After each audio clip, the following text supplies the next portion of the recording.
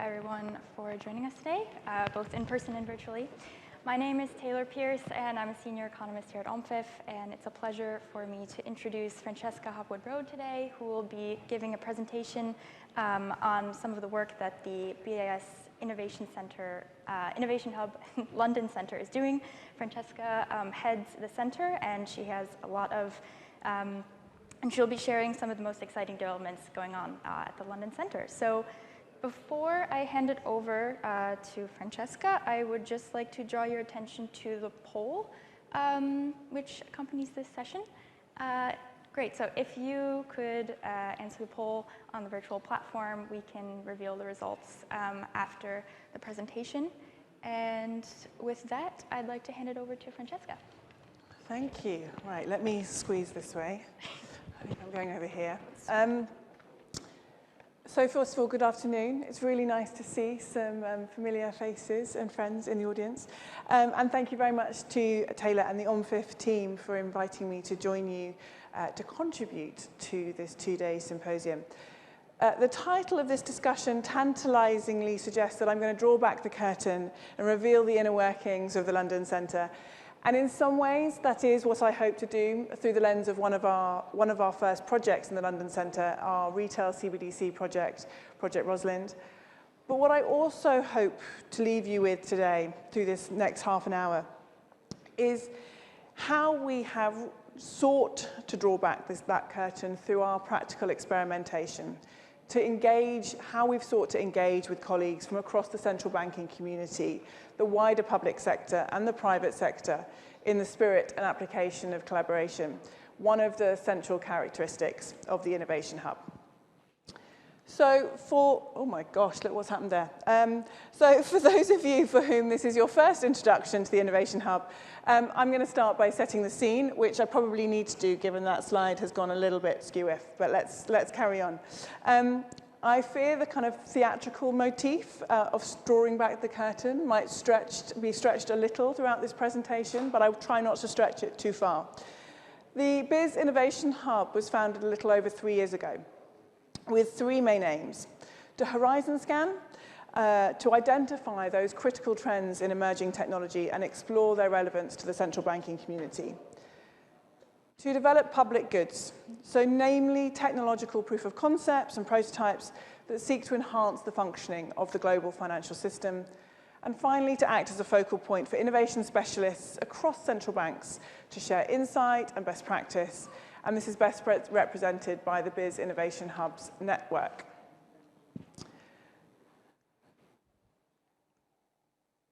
Okay, so the presentation is not clicking on. Oh, there we go. Oh, have I gone too fast? No, I haven't. It's all good. So the Innovation Hub has grown significantly since its launch. In 2019, it opened, and it opened with 3 centres in Switzerland, Hong Kong, and Singapore. And since then, 3 more centres have opened: in London, the Nordics, and the Eurosystem, with a centre in Toronto due to open later this year. And we also have a strategic partnership with the New York Fed Innovation Centre. The London Centre opened a little over 18 months ago, and we have 3 projects: Rosalind, Meridian, and Pixtrial, contributing to the learning and insight in the fields of CBDC, next-gen FMIs, and subtech.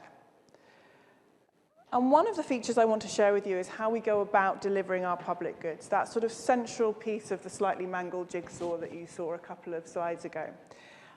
These are the projects we undertake. Collaboration is very much at the heart of what we do. Collaboration with our host central banks, collaboration across the central banking world, with the wider public sector and the private sector, to learn, to share ideas, and to co-create, to bring in, crucially, the right skills, the right insight, the right expertise, and ultimately to add value. To go back to one of our aims, to create public goods that seek to enhance the functioning of the financial system. Which brings me to one of the projects we have been working on in the London Centre, which I think you and the audience here and online, and judging from the poll question we have got later, might well be interested to learn more about. Project Rosalind is named after Rosalind Franklin, best known for her work on sequencing DNA. And in short, Rosalind is about testing how APIs could enable retail CBDC payments and support innovation. Before I go into the objectives of Rosalind, I want to share with you some of its characteristics, if I can call them that. Rosalind is an experiment looking at retail CBDC, and if I can lift back up to the Innovation Hub wide perspective, I think if you look at our work on CBDC, the first projects from the Innovation Hub tended to focus on wholesale CBDC. And as the hub has grown and new centres have opened, we have seen with Project Icebreaker, Project Aurum, and of course with Project Rosalind, more focus and experimentation with retail CBDC. So Rosalind is building a prototype, looking at retail CBDC and focused on exploring interoperability and supporting innovation. So let me go into that in a little bit more detail. Last year, the BIS published its annual economic report, and in it explored this concept of a future monetary system and examining the different elements and roles, from the central bank, which you can see there on the trunk of the tree, and looking at the services provided by the public sector. And this is something that we want to explore in the relationships and the functions and the characteristics with Project Rosalind. So how have we done this? As I said, Rosalind from the Innovation Hub in London is testing how APIs could enable retail CBDC payments and support innovation. The project has sought to build a prototype of this API.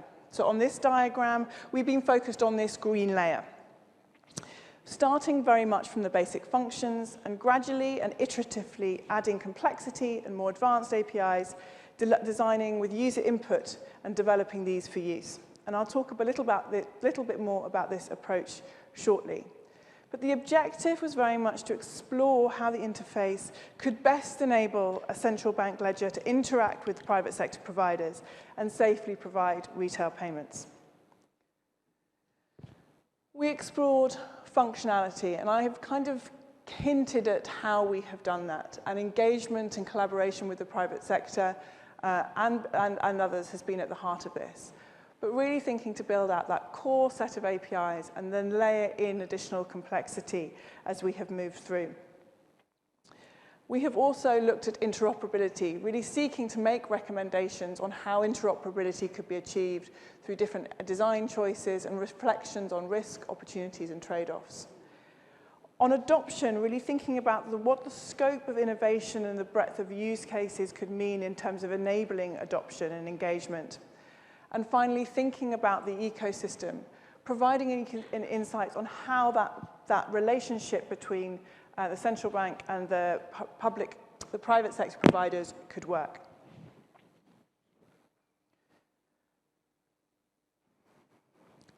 And this, I think, in terms of drawing back the curtain, has been one of the things that we have really worked quite intensely at in terms of how we have sought to deliver Project Rosalind over the last year.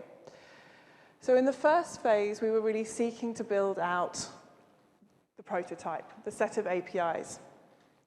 And given the core characteristics of Rosalind, things I've talked about in terms of functionality, in terms of interoperability, what we needed to do and what we wanted to do was engage beyond the core project team.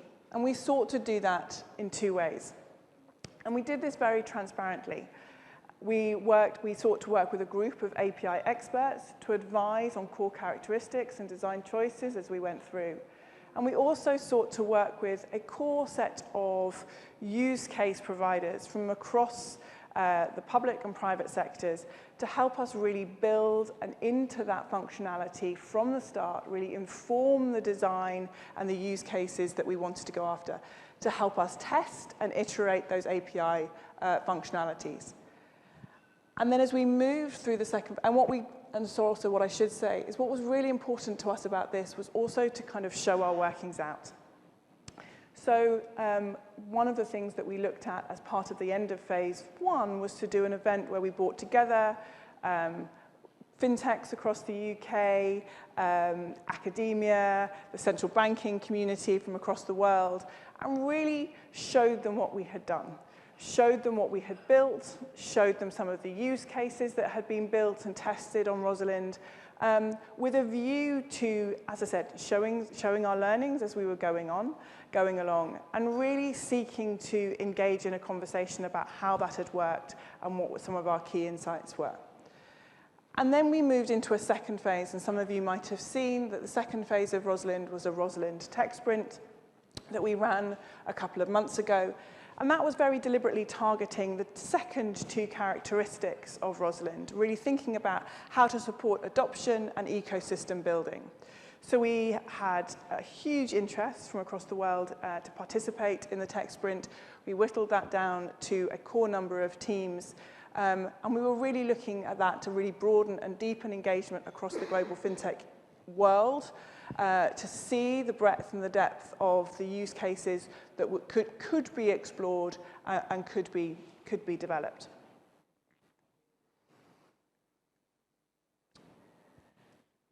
So I think I've missed a slide. Okay, what have we learned? There's also what have we delivered, but I will wrap those two things together and move from there. So one of the things that we have delivered is, as part of this experiment and build, is we have delivered an API sandbox that has enabled us to really get very credible feedback, real-time feedback on how those APIs are working, sometimes how they have not been working. So we've been able to get that conversation about what we have built and how we have built it as we have been able to move through that. We built over 30 different APIs, enabling building and layering levels of complexity and function. We have insight into token and account-based approaches, and crucially garnered a lot of insight into considerations about security, privacy, and core functionality. We were very clear with Rosalind that we wanted to test both account-based and token-based ledgers to see that so that it could be agnostic to both, and we have done that.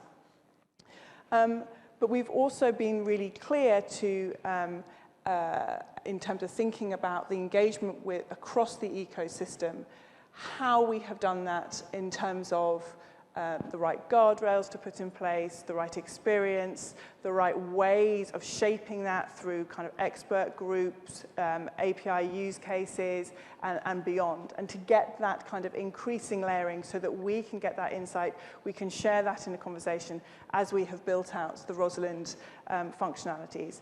And it's the importance of inviting that engagement and thinking that through carefully and thoughtfully. But the value we have seen through that in building out Rosalind has been really significant. Thank you. Great. Thank you so much. Thank you so much, Francesca. Just to let the audience know, we would welcome questions. Please submit them via the virtual platform. After I pose a few questions to Francesca myself, I'll also open it up to audience questions in the room. So my first question for you, Francesca, is what are the next steps for Project Rosalind? You mentioned that just a few months ago you had the tech sprint. Yeah. It's a regulatory hackathon, but we like to say tech sprint. Tech sprint. And what's the timeline for the rollout of use cases? So all our development work is now finished. And so we are in the process of building out, writing out the report and writing out the key findings to share. We hope to do that in the next month or so. I'm going to hedge it slightly because you never know. But the aim is that we will produce those key findings and that report in the next month or so. And that will be give a detailed breakdown of what we have done, but also further insights in terms of the types of use cases and sort of some of the recommendations and insights we have identified. Great, so moving very quickly then. The next question I have for you, obviously public and private partnerships are at the heart of this project, with the specific objective of enabling some of these PSPs to be integrated within the API, and this all to support consumer access. What has been the process of working with some of the private service providers, and what are the unique benefits you see to this kind of collaboration? So I think for us, and for Project Rosalind, perhaps in a slightly different way to some of the other Innovation Hub projects, I don't know, but certainly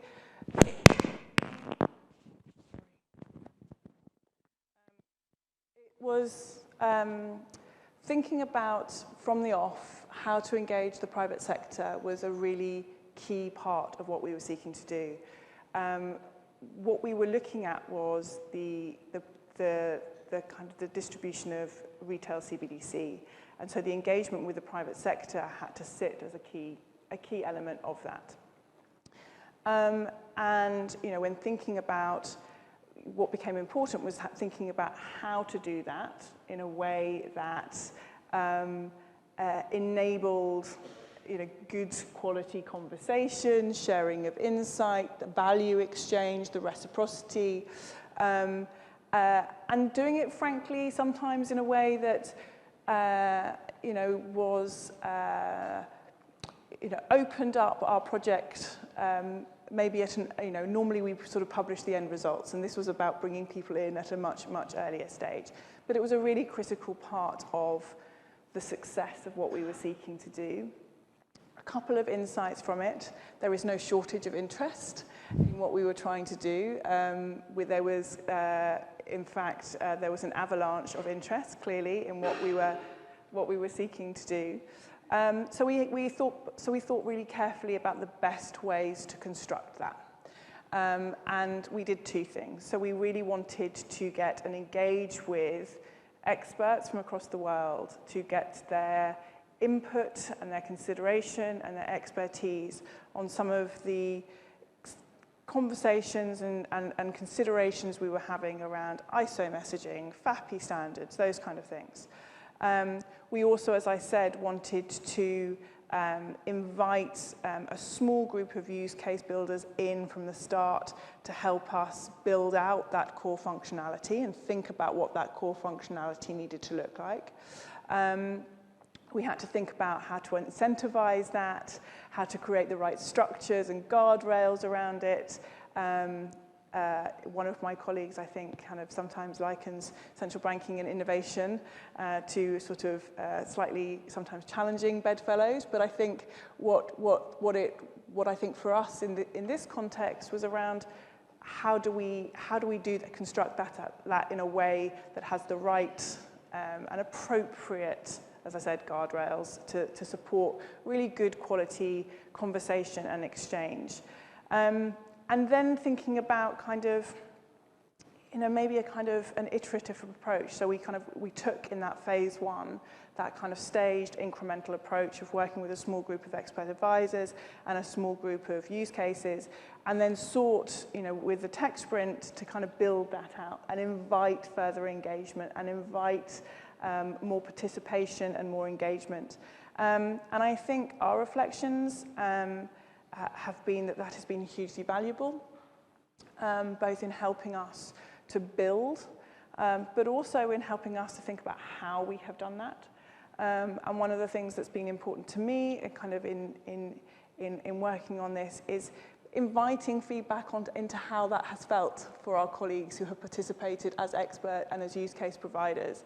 What's been their experience? What can we learn from this? How might we do things differently in future? And I think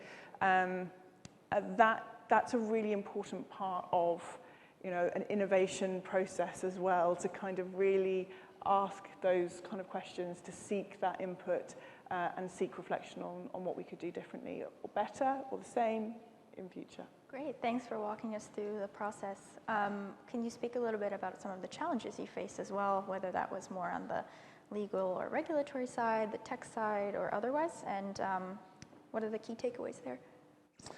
So I think what's important to say kind of for our projects across the Innovation Hub, and I'm sure there are a number of you in the audience who are familiar with the work that we do in the Innovation Hub. Our role is to experiment.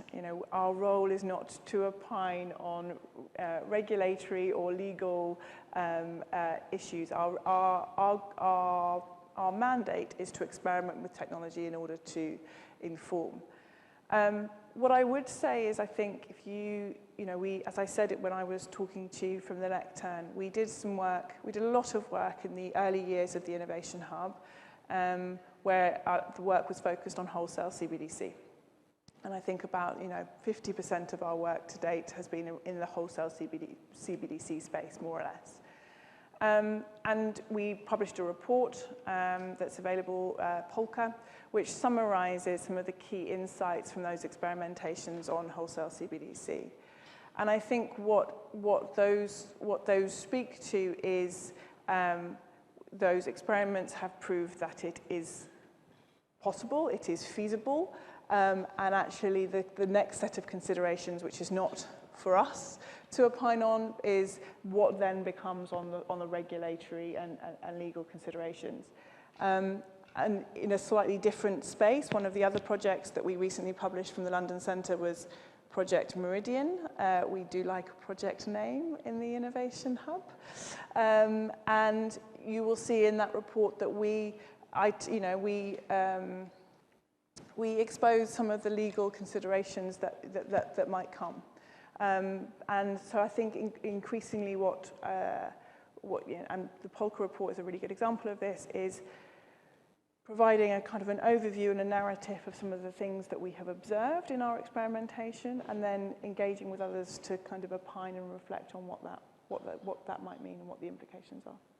Great, thanks for that. We have a question from the audience, which I'll kind of link into my next question.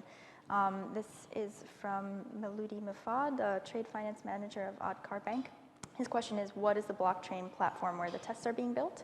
And on the topic of this, I'm curious to hear about your experience in terms of ledger, focus on the ledger for the project. We've heard from some other participants in this conference that there have been some bandwidth issues for CBDC platforms that are ledger-based. So could you speak a bit on your experience there? So I touched upon this in the presentation, but in Rosalind but I'll be more precise. So in Rosalind we tested only decentralized central bank ledgers, and we looked at both account and token-based. And we did that very deliberately because we wanted to see if the API could work with different central bank ledgers. And I think that kind of comes back to our role. You know, we are about supporting experimentation for the central banking community, and clearly they are taking different considerations, and as you've alluded to, they are exploring different avenues. And so with Rosalind being able to kind of abstract away the ledger and seek to demonstrate agnosticism, if I can put it like that, was a really key. What we didn't do was we didn't test the performance. We didn't test the performance of the ledger, and we didn't compare it with incumbent payment systems. Our focus was in looking at whether we could use, whether it could work with both token-based and account-based. But as you allude to, their performance and of different ledgers is obviously an interesting and important consideration. Great, thank you. I have a few more questions, but I just want to take the chance now, we just have a few minutes left, to open it up to the audience in case there are any audience questions. Yeah, here in the back. Hi. You mentioned and talked about how BIS has done its work reaching out to private sector to partner. How does the private sector reach out to you, particularly if you're a smaller interest with maybe a niche innovation? It's such a good question, and I'm really glad you asked it. I think so. There are several different ways. I mean, clearly, well, not clearly. Let me explain. We are small teams. The Innovation Hub centres. You know, my team is a team of 6. We are quite small, and so we need to collaborate with the private sector to build, and we do that in the kind of normal kind of procurement processes that exist. And information about that is on our web pages, and we use different platforms to engage and seek input. But I think also what we were really keen to do in Rosalind, and again this is this point about feedback, about how it's worked and what could we do differently and better, is we really wanted to be open, and the importance of being open and transparent about how to engage and who we wanted to engage with, and so putting out expressions of interest to people to engage with us and to ask questions at the early stages of the projects for both Rosalind and Meridian, offering kind of open kind of conversation sessions where we could invite conversation about our projects. And it's something that I give a lot of thought to, is how can we do that? What are the best mechanisms? And particularly over the last year, as we've sought to establish ourselves as a centre, and I think and how we move through into the next phases. We recently, February, launched Project Pixtrial, which is looking at stablecoin monitoring in the London Centre, and it is likely that we will need to work with people to deliver that as well. Continuing to kind of obviously go through the formal kind of procurement channels, but also think, in addition to that, how do we engage a broad audience in the work that we're doing and the opportunities to have conversation and build in that input. Great. We have another question from the audience here. When you're looking at retail CBDC networks versus traditional rails, let's say, have you been able to kind of measure quantitatively and qualitatively the faster, the better, the cheaper, the safer, sort of the differentiators that really make a difference? Thank you. So we have a range of projects across the Innovation Hub now that are looking at retail CBDC. You might have seen a couple of weeks ago, we have Project Icebreaker from the Nordics, which was looking at cross-border retail CBDC. Rosalind will be forthcoming. We have got Tourbillon from the Swiss Centre looking at this. All of that means to say is that those projects are still, with the exception of Icebreaker, they're still in kind of delivery. And so kind of drawing together the key insights and findings from that suite of projects and what that tells us is something that I think will come in due course. Thanks. We just have a few minutes left. There's another question from the virtual audience, which I assume relates to Project Rosalind, which is from Daniel Papworth of Doe Acquisitions. Would the APIs be able to track or log the supply of currencies?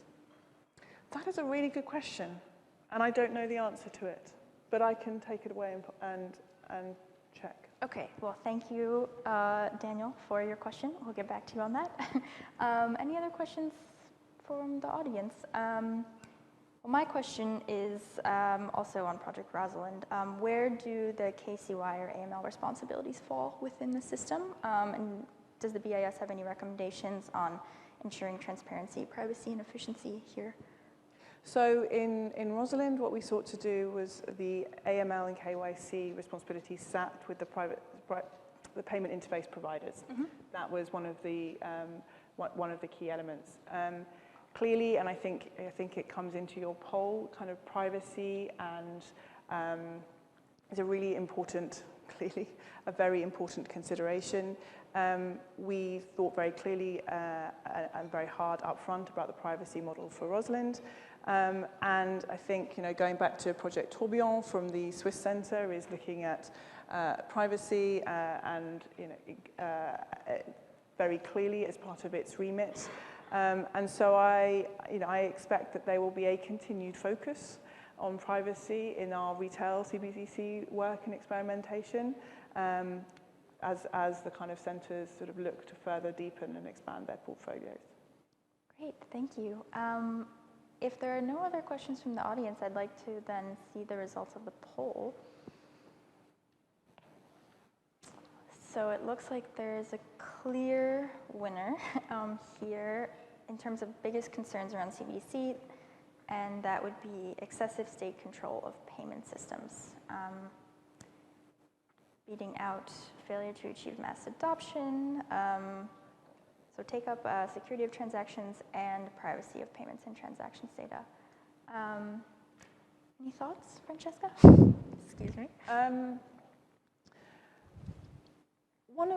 I'd just like to pick up on D, if I can, failure to achieve mass adoption. I think it's a really interesting and important kind of what's, and I'm going to assume this is retail CBDC, so I'm going to make that assumption.